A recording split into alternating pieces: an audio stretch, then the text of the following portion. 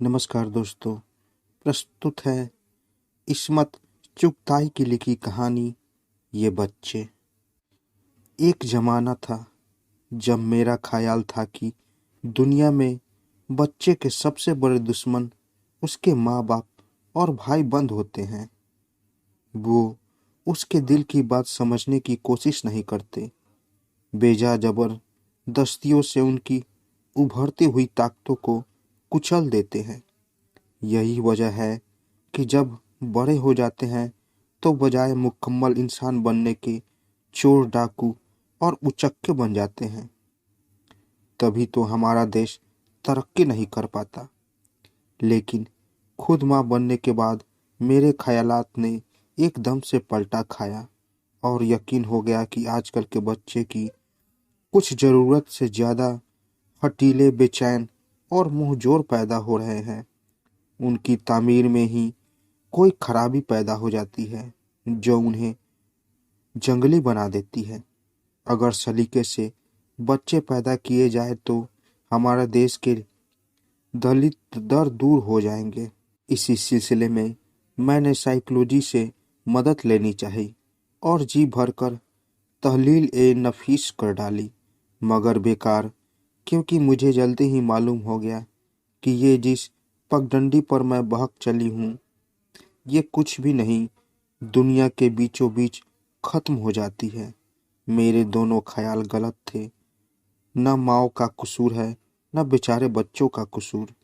सारा है इसका तरीका है जिंदगी का, जो एक मखसूस निजाम ने हमारी जानों पर लागू कर रखा है, जिसने माँ और बच्चे का रिश्ता भी तोड़ मरोड़ कर एक कारोबारी शय बना दिया है।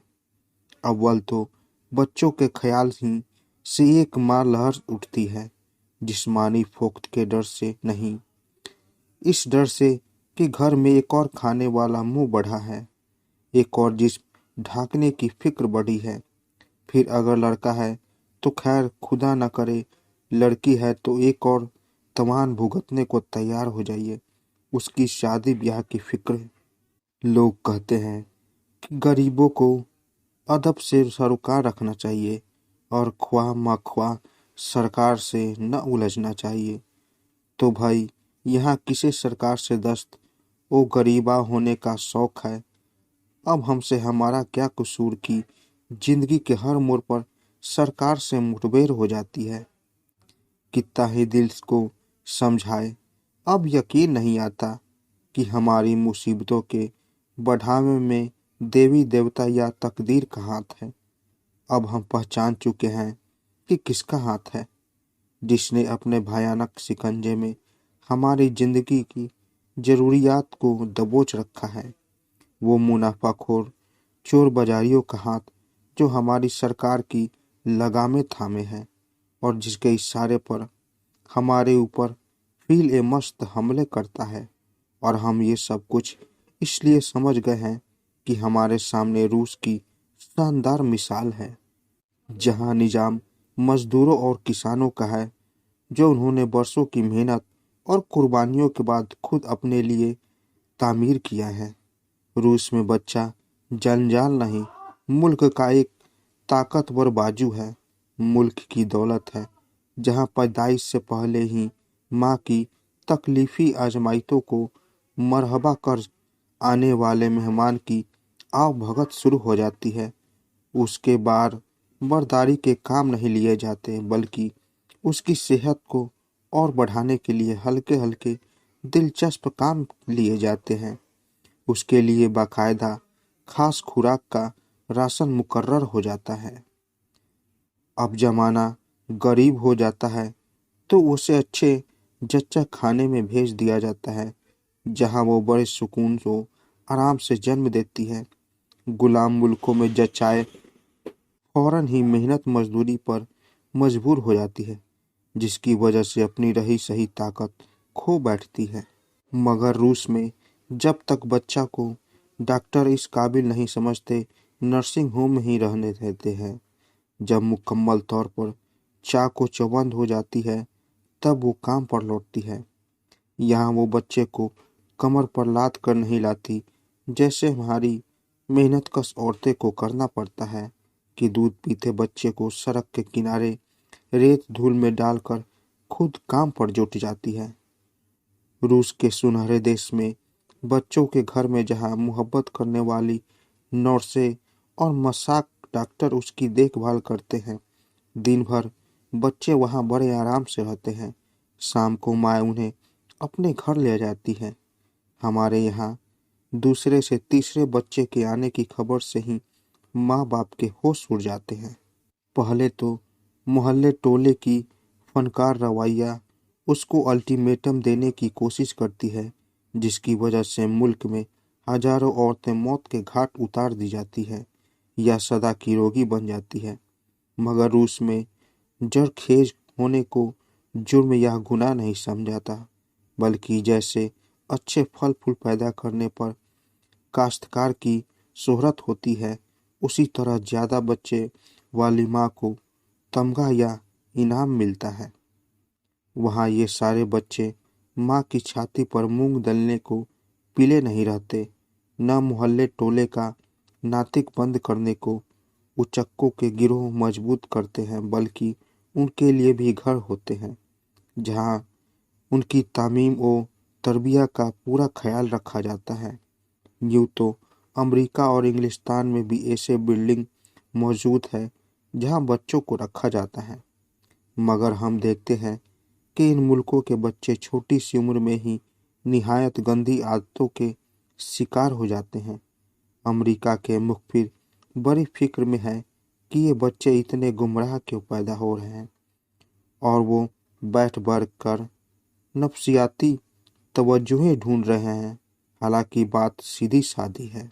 अमेरिका के बच्चे वहाँ के साम्राज्य निजाम की पैदावार है, जो वालिदैत तिरारजीम मंडियों और सियासी स्टेज पर कह रहे हैं। बच्चे वही स्कूलों और कॉलेजों में कर रहे हैं, वही लूटमार, वही मुंहजोरी और गुंडागर्दी। आज वो गुंडों के सरदार है, कल उन्हें कर्मों और मिलों का मालिक बनकर उसी खेल को हकीकत बनाना है। वही रंगे नस्ल की तफरीक, एटम बम की धमकियां इन खेलों में रची नजर आती हैं।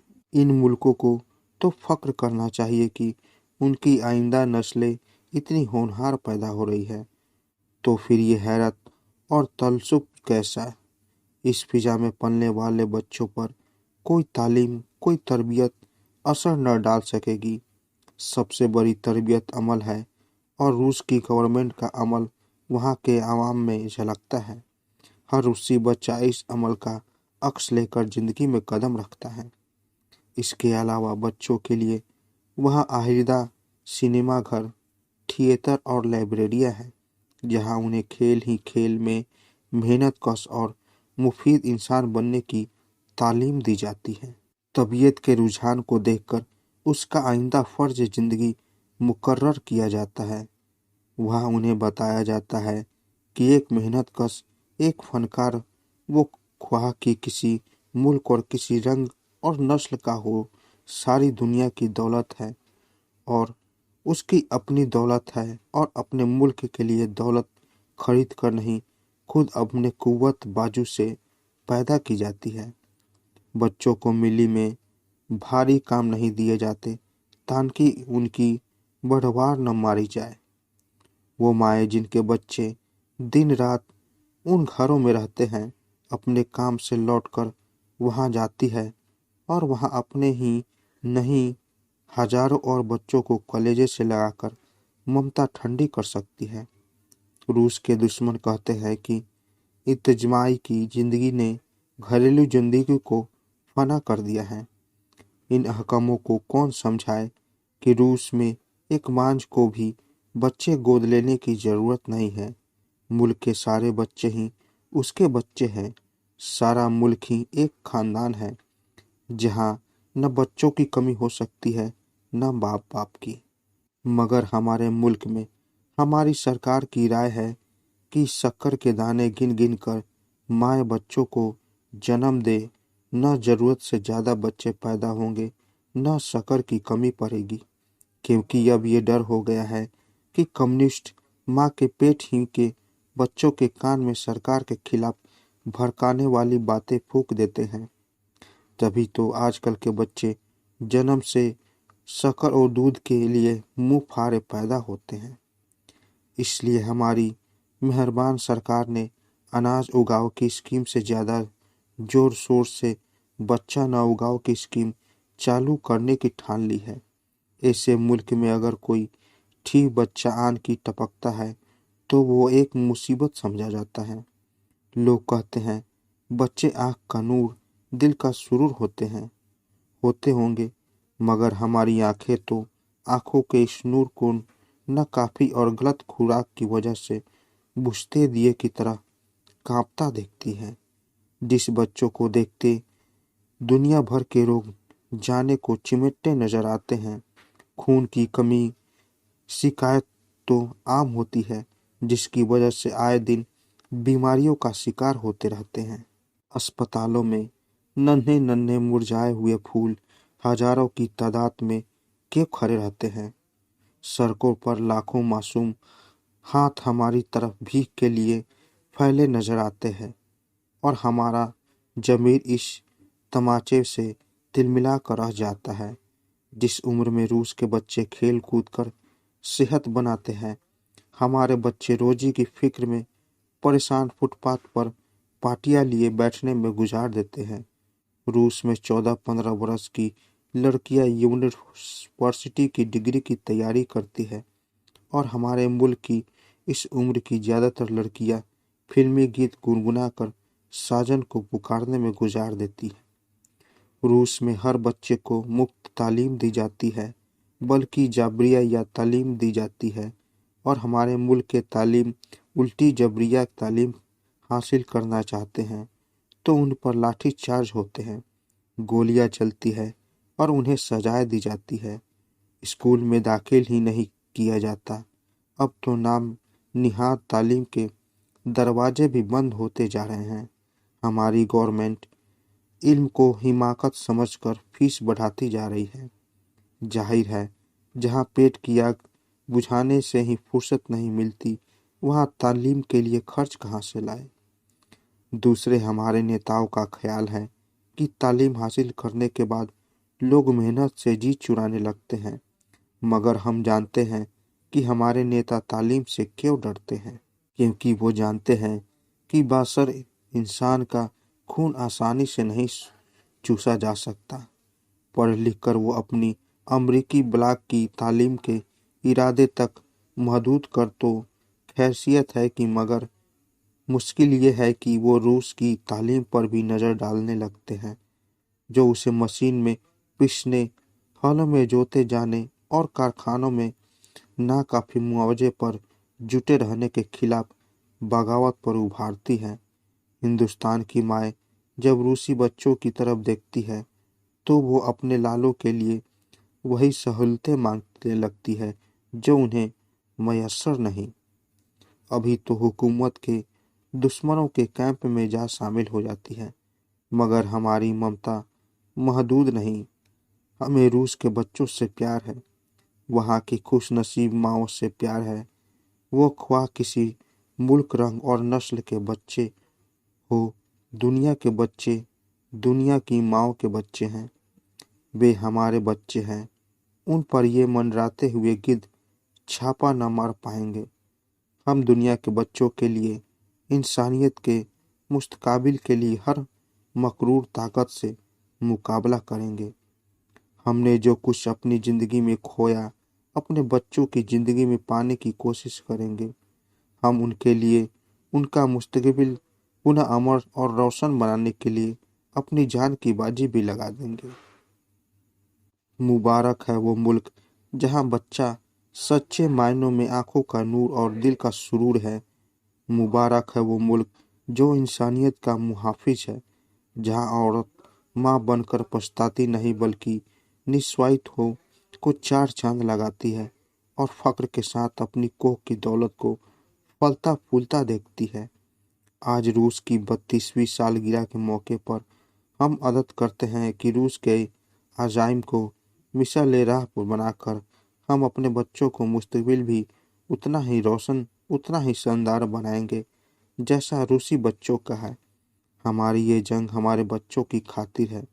उनकी हिफाजत के लिए हम तमाम फासिस्ट ताकतों से लड़ेंगे। तो दोस्तों, कैसी लगी कहानी?